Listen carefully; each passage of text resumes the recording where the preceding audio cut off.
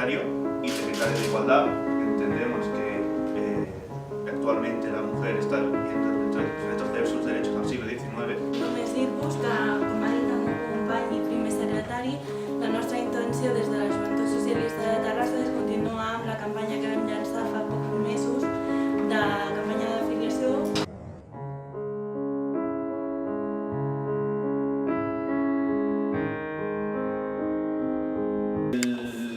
El motivo,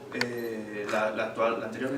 comisión ejecutiva finalizó su mandato el martes porque el primer secretario no puede compaginar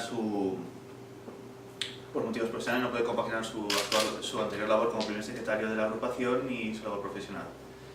El martes se produjo la reunión, la asamblea extraordinaria, donde los militantes y simpatizantes de las juventudes votaron la candidatura que yo encabezaba y fue votada unánimemente. En primer lugar, os presento cómo quedó la Comisión Ejecutiva de la Juventud Socialista de Terrassa. Yo, Carlos Viviani Luengo, primer secretario y secretario de Igualdad, porque entendemos que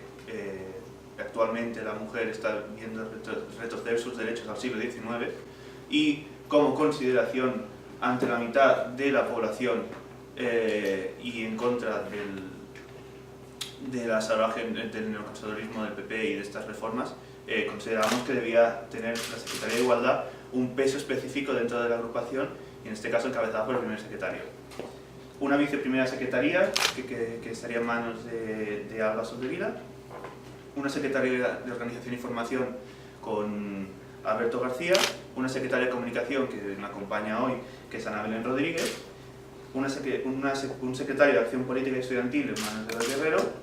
i quedaria com a vocal l'anterior primer secretari Jordi Díaz. Només dir-vos que, com ha dit el meu company i primer secretari, la nostra intenció des de la Joventut Socialista de Terrassa és continuar amb la campanya que vam llançar fa pocs mesos de campanya d'afiliació. Reprendríem aquesta campanya d'afiliació amb nous militants i llançaríem vídeos com de 30 segons de durada que expliquin una mica la carta de valors del nostre partit. Ens dirigiríem a la gent jove, tractaríem temes